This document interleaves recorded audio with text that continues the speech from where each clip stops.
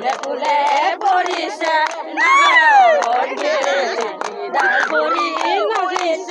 জানমণি তুমিয়ে মোৰ কামনা বাসনা তুমিয়ে মোৰ জীৱন ভৰসা তুমিয়ে মোৰ লগৰী। কাবৰুৰ সতীৰাধিকা সমন্বয় ক্ষেত্ৰত এতিয়া উদুলি মুদুলি পৰিৱেশ। ৰাইজে একগোট হৈ এই সতীৰাধিকা সমন্বয় ক্ষেত্ৰত আচলতে নৰা কটাত ব্যস্ত হৈ পৰিছে। পথাৰৰ যি নৰা আছে সেই নৰা কটাত ব্যস্ত হৈ পৰিছে, যিহেতু অহা 22, 23 আৰু 24 মাৰ্চত অনুষ্ঠিত হ'ব গোলাঘাট জিলা যি অনুসূচিত জাতি ছাত্ৰ সন্থাৰ অধিৱেশন।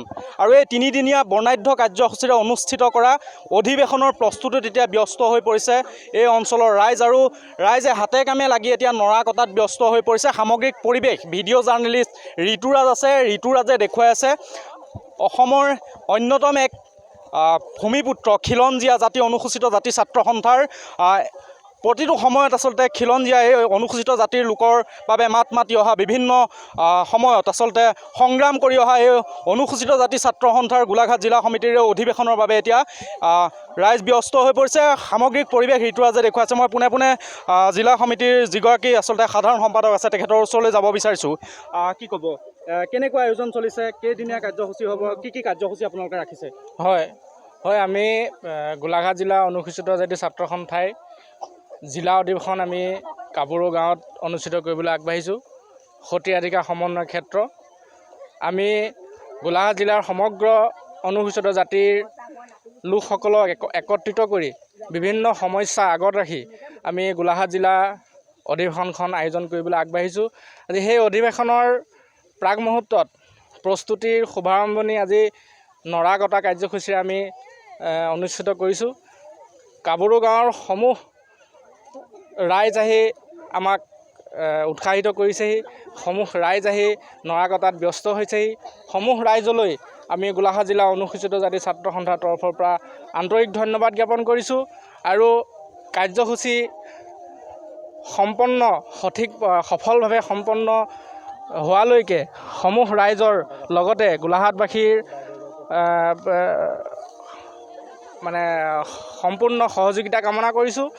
আমি আশা কৰিছোঁ আমাৰ এই গোলাঘাট জিলা অনুসূচিত জাতি ছাত্ৰ সন্থাৰ জিলা অধিৱেশনখনি সাফল্যমণ্ডিত হোৱাৰ লগতে সকলোলৈকে শেষত আন্তৰিক ধন্যবাদ জ্ঞাপন কৰিছোঁ।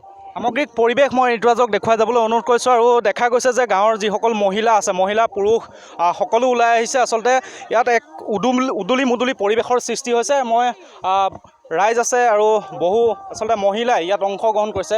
সামগ্ৰিক পৰিৱেশ দেখুৱাই গৈছে। মই এগৰাকী বাইদেউ আছে, বাইদেউৰ পৰা জানিব বিচাৰিম। বাইদেউ, কেনেকুৱা প্ৰস্তুতি, কেনেকুৱা? বহুত ভাল লাগিছে, বহুত ভাল লাগিছে, বহুত ভাল লাগিছে, আনন্দ লাগিছে। গান এটা বিহু চাপৰি চাপৰি মই তোলো ভাবৰি বায়ে তোলা খুতৰা বায়েনো মাতোতে ভিনিয়ে মাতিল অহা খোলা খালি যাওঁ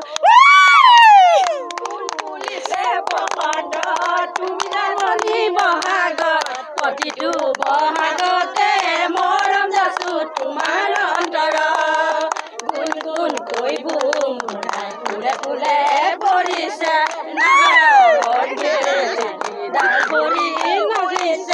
জানমণি তুমিয়ে মোৰ কামনা বাসনা তুমিয়ে মোৰ জীৱন ভৰসা তুমিয়ে মোৰ লগৰী। হয়, নিশ্চয়কৈ এতিয়া এনেদৰে আচলতে প্ৰস্তুতিত ব্যস্ত হৈ পৰিছে। আন এগৰাকী বাইদেউ আছে। কি ক'ব বাইদেউ, কি খুৱাব ৰাইজক, কি খুৱাব? ইয়ালৈ যিহেতু বহুত দূৰ দূৰণি সদৌ অসমৰ মানুহ আহিব। মই পিঠা খুৱাম বুলি ভাবিছোঁ। পিঠা খুৱাব, কি পিঠা খুৱাব?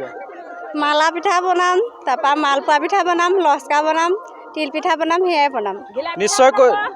নিশ্চয়কৈ এতিয়া এনেদৰে আচলতে অসমৰ যিসকল আচলতে ৰাইজ আছে, ৰাইজক আপ্যায়ন কৰিবলৈ প্ৰস্তুতি চলাইছে। আৰু পিঠা পনা আদি কৰি বিভিন্ন আচলতে কাৰ্যসূচী হাতত লৈছে। বিভিন্ন খাদ্য সম্ভাৰেৰে আচলতে খাদ্য সম্ভাৰ আছে, সেই খাদ্য সম্ভাৰেৰে ৰাইজক আদৰিবলৈ এনেদৰে প্ৰস্তুতি চলাইছে।